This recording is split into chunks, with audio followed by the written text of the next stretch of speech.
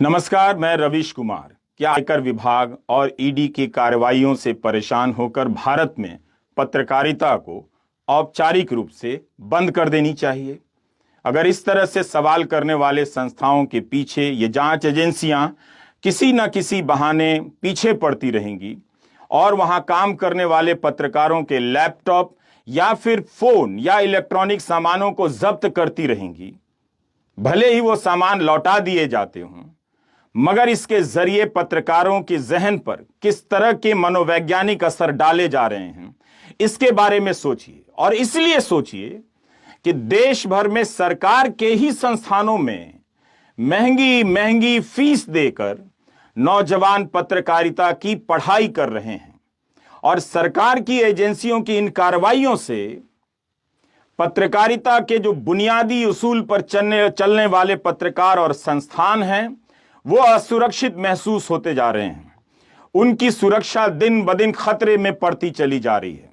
Wire हो, भास्कर हो, news laundry हो, न्यूज क्लिक हो, ऑल्ट न्यूज हो, अदानी पूर्व एनडीटीवी हो और अब इस कड़ी में आप बीबीसी को भी जोड़ लीजिए।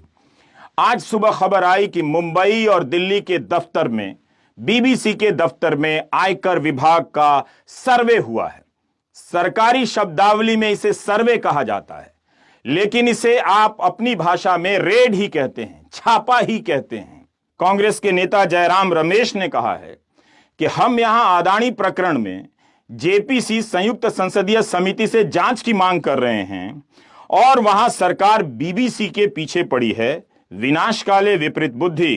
कांग्रेस का ही एक ट्वीट है कि पहले बीबीसी की डॉक्यूमेंट्री आई, उसे बैन किया गया, अब बीबीसी पर आईटी का छापा पड़ा है। यह अघोषित आपातकाल है। तृणमूल कांग्रेस की सांसद महुआ ट्वीट करती हैं, reports of income tax raid at BBC's Delhi office, wow really how unexpected.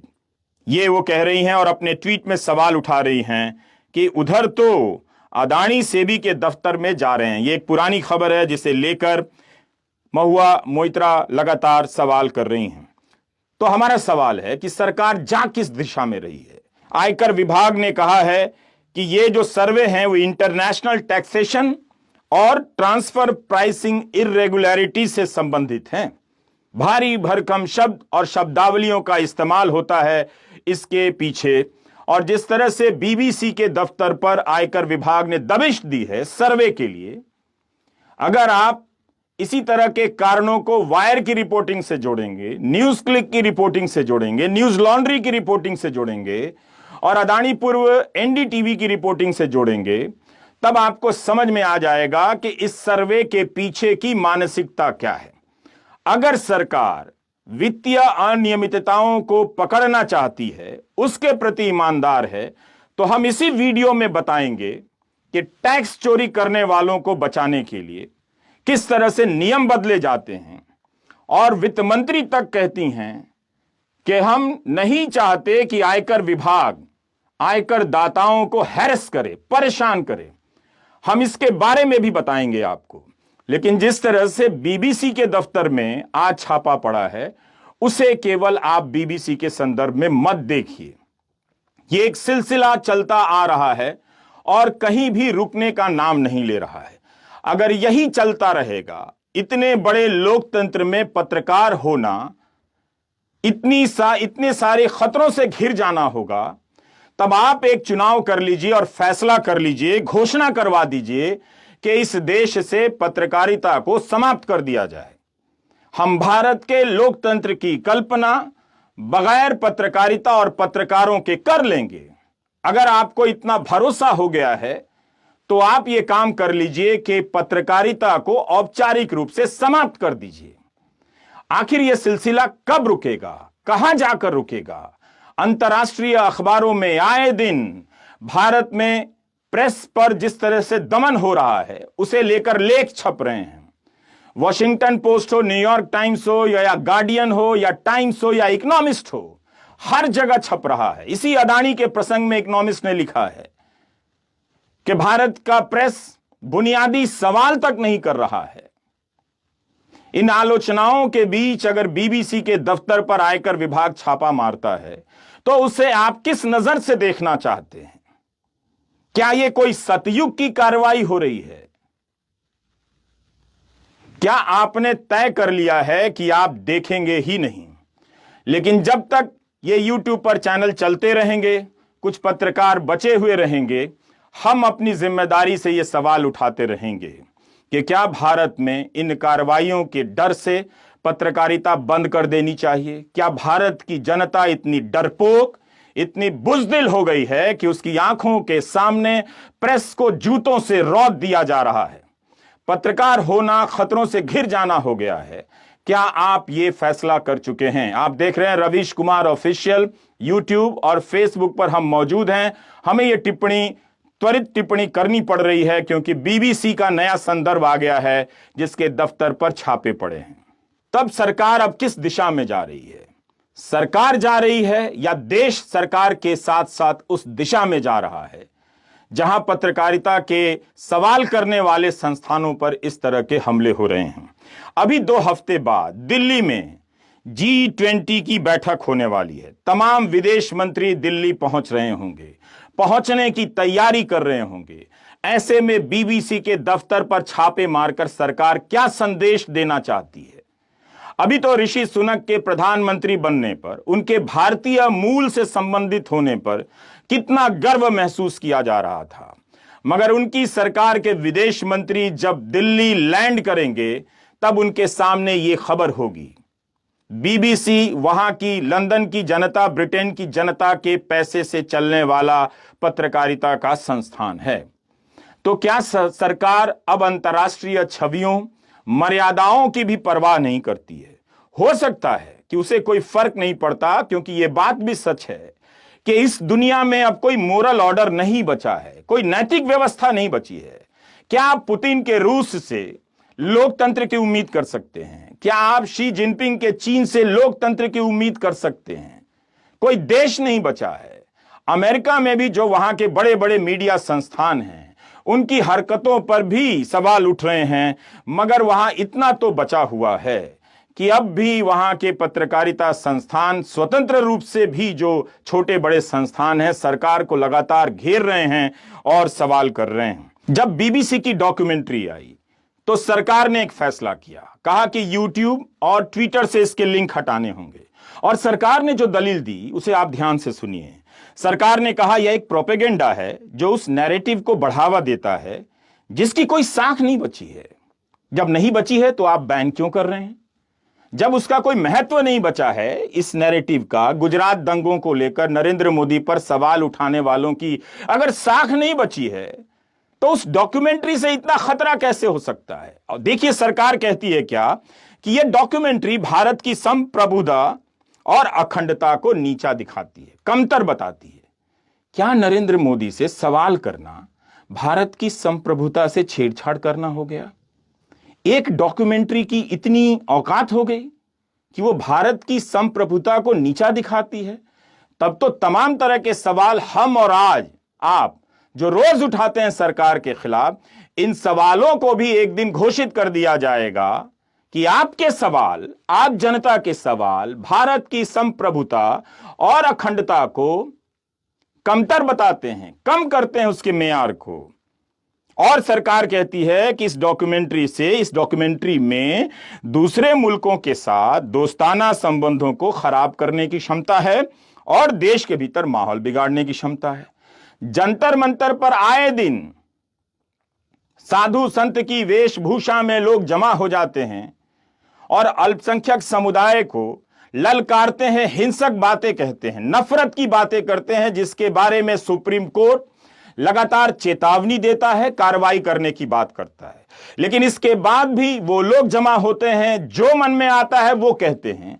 उससे भारत की संप्रभुता खतरे में नहीं पड़ती है, उससे भारत की संप्रभुता और अखंडता नीचे नहीं होती है, कमतर नहीं होती है, लेकिन एक डॉक्यूमेंट्री से हो जाती है और उस डॉक्यूमेंट्री से विदेशी मुल्कों के संबंध प्रभावित होते हैं।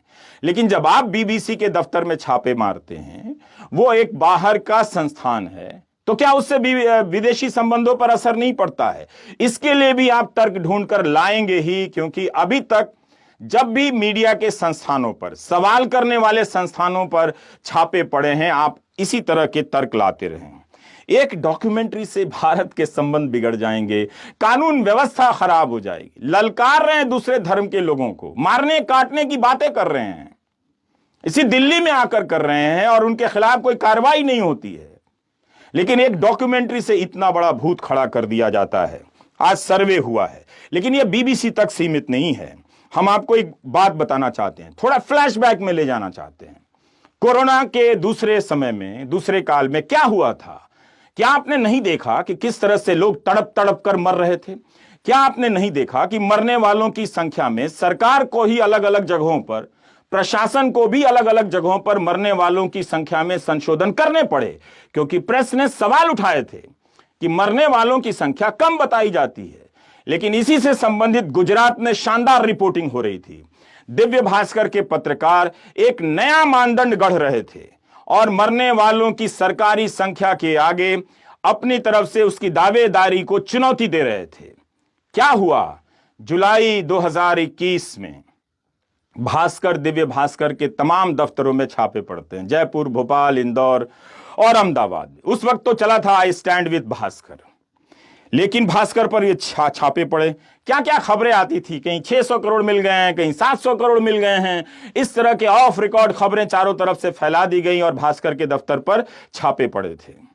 लेकिन तात्कालिक परिस्थितियां जो बताती थी वो यही था कि भास्कर के पत्रकार उस वक्त मरने वालों की संख्या, ये मरने वाले किसी दूसरे देश के नहीं थे, आपके अपने थे जो मर गए, मगर उनकी संख्या कहीं दर्ज नहीं हो रही थी, वो बताने का काम इस देश का पत्रकार कर रहा था और छापे पड़ रहे थे। देखिए क्या बातें हो रही हैं दुनिया भर में। वॉशिंगटन पोस्ट ने क्या लिखा है, बीबीसी के दफ्तर में जो सर्वे हुआ है जिसे रेड कहते हैं, स्टनिंग एंड अपेरेंटली रिटेलिएटरी, हैरान करने वाली बात है और यह बदला लेने की कार्रवाई है। G20 की बैठक होने जा रही है, उसके पहले हम ये सब कर रहे हैं। उसके पहले हम क्या संदेश दे रहे हैं? क्या सरकार लोक लाज की किसी भी मर्यादा से ऊपर हो गई है? क्या सरकार को अब इस बात का भरोसा हो गया है कि जनता ने सोचना बंद कर दिया है? तो फिर पत्रकारिता की समाप्ति से पहले इस देश की जनता खुद के समाप्त होने का ऐलान कर दे, जनता ही बोल दे कि हम जनता नहीं रहे, जनता के रूप में अब हम समाप्त हो गए हैं। तो अब हमें ना तो पत्रकार की जरूरत है, अब हमें ना तो पत्रकारिता की जरूरत है। और आप अपने बच्चों को समझाइए जो हजारों रुपए की फीस देकर सरकार के ही बनाए कॉलेजों में पत्रकारिता की पढ़ाई कर रहे हैं, किस लिए कर रहे हैं वो? अगर इस तरह से दमन की कार्रवाई होती रहेगी तो उस पढ़ाई का मतलब क्या रह जाएगा? पैसा भी आपकी जेब से जाएगा, पेशा भी आपके बच्चों को नहीं मिलेगा। इसलिए मैं कह रहा हूं कि बात बीबीसी की नहीं है, बात भारत की पत्रकारिता की है। और भारत की पत्रकारिता को लेकर दुनिया भर में जो बात हो रही है उसकी बात है। इस तरह की हरकतों से सरकार की नहीं, इस देश की बदनामी हो रही है। मगर सरकार हमेशा हर तर्क को अपने पास रखती है, अपनी दलील को सर्वोच्च मानती है। 2014 में एनडीटीवी के दफ्तर पर छापा पड़ा था। सीबीआई ने क्या क्या केस दर्ज किए, ईडी ने क्या क्या केस दर्ज किया, हुआ क्या? अंत में वो चैनल गया किसके पास? और जिसके पास गया उसके कथित संबंध किस किस से बताए जाते हैं? आपने नहीं देखा, देखा लेकिन आप ठीक से नहीं देख रहे हैं। न्यूज लॉन्ड्री, न्यूज क्लिक के दफ्तर में छापे पड़े। न्यूज क्लिक के दफ्तर में फरवरी 2021 में सर्वे हुआ था और 7 अन्य जगहों पर सर्वे किया गया। प्रबीर पुरकायस और गीता हरिहरन, उनके घरों में 5 दिनों तक पूछताछ चली थी।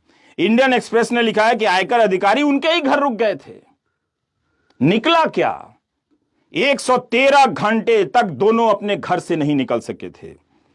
और तो और न्यूज क्लिक ने रेड के दौरान एक बयान जारी किया था कि एक तरह से उनकी आवाज को दबाने की कोशिश की जा रही है, लेकिन वो आवाज दबा नहीं पाएंगे। उसी तरह से न्यूज लॉन्ड्री के दफ्तर में 2 बार छापे पड़ते हैं, जून और सितंबर 2021 में। सरकारी भाषा में इसे भी सर्वे कहा गया। अभिनंदन सेखरी ने कहा कि आप अपने वकील से बात नहीं कर सकते। उनका फोन ले लिया गया और कहा उन्होंने कि आपको सहयोग देना होगा बिना कानूनी मशवरा के। दफ्तर के सभी कंप्यूटर चेक किए गए। सेखरी के पर्सनल फोन, लैपटॉप और दफ्तर की कुछ और मशीनों का सारा डेटा आईटी टीम ने डाउनलोड कर लिया। सेखरी ने अपने स्टेटमेंट में कहा कि मेरी समझ में मेरे पर्सनल फोन और लैपटॉप का डेटा लेना मेरी प्राइवेसी, निजता का हनन है। यह भी बताया गया कि कोई हैश वैल्यू डेटा की कॉपी जब लेते हैं तो हैश वैल्यू साइन करके दी जाती है, वो तक नहीं दी गई। प्रेस फ्रीडम में रिपोर्टर्स विदाउट बॉर्डर्स में भारत 180 देशों में 150वें स्थान पर है, नीचे है, सबसे नीचे है। प्रधानमंत्री अपने भाषणों में कहते हैं कि दुनिया में भारत का डंका बज रहा है। तो इन सवालों को लेकर दुनिया में डंका बज रहा है कि क्या भारत में लोकतंत्र खत्म हो गया है, कितना बचा है, अब इस पर बात हो रही है। इतना बचा है या इतना बचा है, इस पर बात हो रही है। क्या आपने एक ऐसे देश की कल्पना की थी जहां एक डॉक्यूमेंट्री बनाने के बाद G20 के विदेश मंत्री जब दिल्ली आने वाले हों, बीबीसी के दफ्तर पर छापे पड़ते हैं? अच्छी बात है। वायर के दफ्तर में भी कार्रवाई हुई 2022 में नवंबर में। बीजेपी के नेता अमित मालवीय ने एफआईआर की। सिद्धार्थ वरदराजन, एमके वेणु के दफ्तर में, घरों में छापे पड़े, उनसे भी वो हैश वैल्यूज की साइंड कॉपी नहीं दी गई, ऐसा उन्होंने आरोप लगाया था। और 18 डिवाइस सीज कर ली गई थी, एक रिपोर्टर का फोन भी सीज किया गया। एमनेस्टी इंटरनेशनल का संबंध पत्रकारिता से नहीं है, मगर वो अपनी रिपोर्ट में इन बातों को उठा रहा था। तो 2020 में उसके दफ्तर पर रेड हुआ, ईडी ने अकाउंट तक सीज कर लिए और 2020 में, सितंबर 2020 में एमनेस्टी इंटरनेशनल ने भारत में अपने ब्रांच बंद कर दिए। बहुत सारे लोग सड़क पर आ गए। अब हमारा सवाल यह है कि क्या आयकर विभाग और ईडी की कार्रवाई परेशान करने वाली बात नहीं है? अगर पत्रकार इन्हीं परेशानियों से जूझता रहेगा तब फिर खबर क्या करेगा? इन संस्थानों से पत्रकार नहीं जुड़ेंगे तो आप ही कहोगे चले आओ वहां से, छापा पड़ जाएगा। तो सारे छापे ऐसे ही संस्थानों के दफ्तरों में क्यों पड़ रहे हैं? न्यूज लॉन्ड्री का रिकॉर्ड देख लीजिए, जुबैर के साथ क्या हुआ, ऑल्ट न्यूज का रिकॉर्ड देख लीजिए, न्यूज क्लिक का रिकॉर्ड देख लीजिए, अदानी पूर्व एनडीटीवी का रिकॉर्ड देख लीजिए, वायर का रिकॉर्ड देख लीजिए। और बीबीसी एक डॉक्यूमेंट्री के कारण, जिसे आपने बैन किया, कहा कि यह डॉक्यूमेंट्री भारत की संप्रभुता को नीचा दिखाती है, उसके महत्व को कम करती है, इस तरह की दलीलें दे रहे हैं। उधर बीबीसी को लेकर ऑफ रिकॉर्ड खबरें शुरू हो गई हैं। सूत्रों के हवाले से कई जगहों पर इस तरह की सूचनाएं आई हैं कि बीबीसी कई वर्षों से नियमों का उल्लंघन कर रहा था, नोटिस दिए गए, मगर उससे बीबीसी पर फर्क नहीं पड़ रहा था। बीबीसी ने कहा है कि वो जांच एजेंसी का सहयोग कर रही है। ये तस्वीर आपके स्क्रीन पर है, इंडिया इंटरनेशनल सेंटर दिल्ली के बाहर लगाई गई है। इस पोस्टर में बीबीसी की डॉक्यूमेंट्री की हिंदी और अंग्रेजी में आलोचना की गई है। तो शहर में पोस्टर लगाए जा रहे हैं जिस डॉक्यूमेंट्री को भारत की जनता ने देखा तक नहीं, जिसे बैन कर दिया गया है, उसके खिलाफ पोस्टर लगाए जा रहे हैं। बीजेपी के प्रवक्ता गौरव भाटिया ने प्रेस कॉन्फ्रेंस में कहा है कि बीबीसी दुनिया की सबसे भ्रष्ट बकवास कॉरपोरेशन है। यानी बीबीसी का नाम भी अब बदल दिया गया है, भ्रष्ट बकवास कॉरपोरेशन कर दिया गया है। गौरव भाटिया ने कहा है कि इनका प्रोपेगेंडा और कांग्रेस का एजेंडा मेल खाता है। जब जब भारत आगे बढ़ता है तो ये एजेंसी हो या राहुल गांधी या विपक्ष हो, उसको दर्द बहुत होता है उनको। बीबीसी का इतिहास कलंकित, काला और द्वेष भावना से भारत के खिलाफ कार्य करने का रहा है और कांग्रेस को याद करना चाहिए। गौरव भाटिया कहते हैं कि किस तरह से इंदिरा गांधी ने खुद बीबीसी पर बैन लगाया था। कमाल है, अब इंदिरा गांधी का हवाला दिया जा रहा है कि इंदिरा गांधी ने बीबीसी पर बैन लगाया था।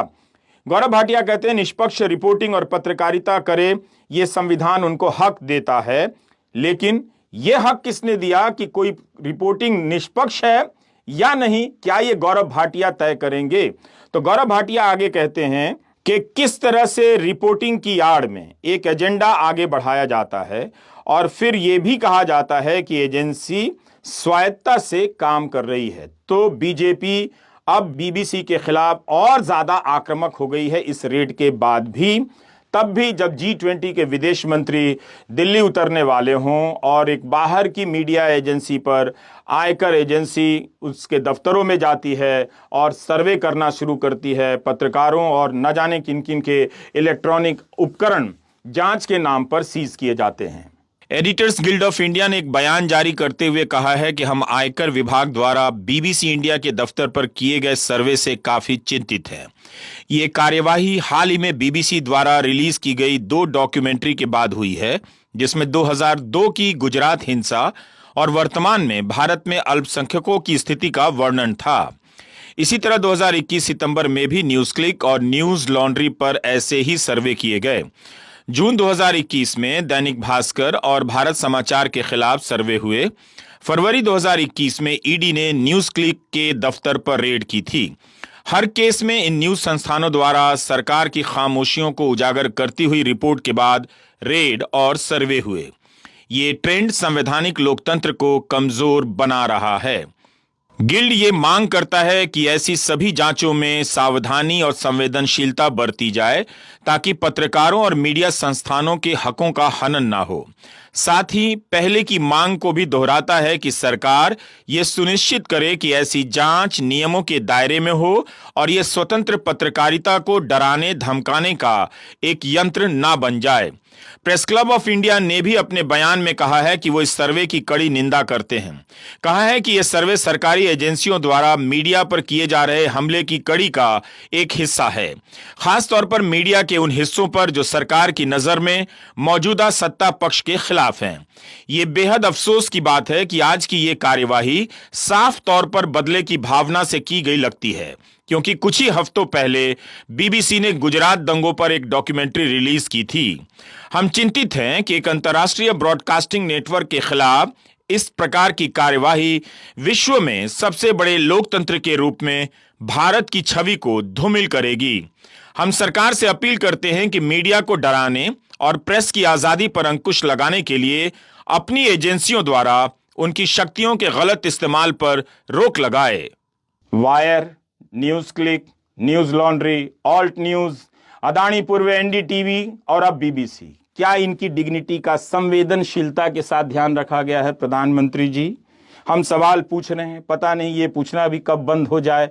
किसी ना किसी राष्ट्रीय संप्रभुता के कारणों का हवाला देते हुए ये चैनल भी बंद कर दिया जाए, लेकिन तब तक हम उसका लाभ उठाकर हम आपसे सवाल पूछ रहे हैं। ये आपके ही शब्द हैं और आप कह रहे हैं कि अब टैक्स पेयर की बात पर विश्वास करना होगा। कमाल है। तो क्या वायर की बात पर आपने विश्वास किया? बीबीसी की बात पर आपने विश्वास किया? न्यूज क्लिक की बात पर आपने विश्वास किया? कहां किया? एक तरफ आप टैक्स पेयर पर भरोसा करने की बात करते हैं और दूसरी तरफ पत्रकारिता करने वाले संस्थानों को आयकर विभाग के सर्वे के नाम पर परेशान किया जाता है, जबकि उन्होंने कहा था कि tax harassment can not be tolerated when we speak about wealth creation.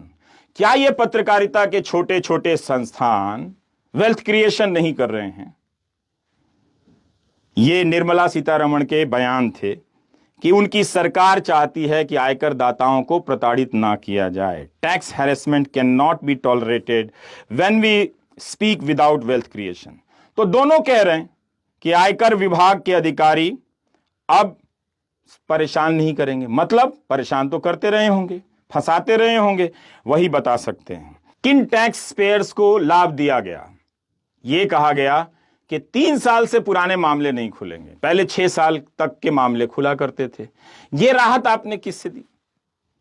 क्या इस बदलाव से, इस नियम से टैक्स चोरों को आपने राहत नहीं दी? और यही कहा कि जो गंभीर फ्रॉड के मामले होंगे 50 लाख या उससे ज्यादा, वैसे मामले 10 साल पुराने तक के खोलेंगे। तब हमने ये सवाल उठाया था और कहा था कि जो लोग इसका स्वागत कर रहे हैं, क्या वो लोग ये बात समझ रहे हैं कि इस कानून से, इस नियम से किसे राहत दी गई है? तो एक तरफ सरकार टैक्स चोरी करने वालों को ये राहत दे रही है कि 3 साल से पुरानी फाइल नहीं खोलेंगे। इस 8 साल में जिन्होंने ये गड़बड़ियां की होंगी उनकी पुरानी फाइल नहीं खुलेगी, पहले 6 साल की फाइल खुला करती थी। और आप कह रहे हैं कि आयकर दाताओं को पर भरोसा करना पड़ेगा। और उस समय 2020 में क्या हुआ था? फिल्मकार अनुराग कश्यप, तापसी पन्नू, इनका क्या संबंध है? ये लोग भी सवाल करते हैं। तो उनके यहां भी छापे पड़े थे, तब भी फिर वही राहुल गांधी ने कहा था के उंगलियों पर नचाना। केंद्र सरकार, आईटी डिपार्टमेंट, ईडी, सीबीआई के साथ ये करती है। भीगी बिल्ली बनना, केंद्र सरकार के सामने मित्र मीडिया। खिसियानी बिल्ली खंबा नोचे, जैसे केंद्र सरकार किसान समर्थकों पर रेड करती है। तो आप इन सब बातों को समझिए, देखिए कि एक तरफ सरकार आयकर दाताओं पर भरोसे की बात कर रही है, G20 के विदेश मंत्री दिल्ली उतरने की तैयारी कर रहे होंगे और बीबीसी के दफ्तर पर छापे पड़ रहे हैं। एक डॉक्यूमेंट्री को लेकर जो सरकार ने कहा है उसे तो सोचिए कि क्या कहा है। तुरंत कहा जाएगा इन छापों का डॉक्यूमेंट्री से कोई लेना देना नहीं है, तो अलग से डॉक्यूमेंट्री की ही बात कर लें कि जो हुआ क्या वो ठीक हुआ। दुनिया में जहां भी दंगे हुए हैं, इस देश में जहां भी दंगे हुए हैं, उस वक्त की सरकारों को जिम्मेदार ठहराया गया है। बहुत सारे दंगों को कानूनी रूप से साबित नहीं किया जा सका। जो कसूरवार थे वो बच गए, बचा लिए गए। इसके बाद भी राजनीतिक रूप से उस दौर की सरकारों को जिम्मेदार ठहराया जाता है। केवल नरेंद्र मोदी ऐसे हैं जिन पर आप गुजरात दंगों को लेकर सवाल नहीं कर सकते। उन्हें यह छूट मिलनी चाहिए। और जब आप एक सवाल करते हुए डॉक्यूमेंट्री बना देंगे तो यह संप्रभुता के साथ खिलवाड़ हो जाता है। कमाल है। जबकि इसी दौर में गुजरात की पृष्ठभूमि के हिंसक पृष्ठभूमि को लेकर कितनी किताबें आई हैं, आप देख लीजिए। लेकिन एक डॉक्यूमेंट्री को क्यों चुना गया?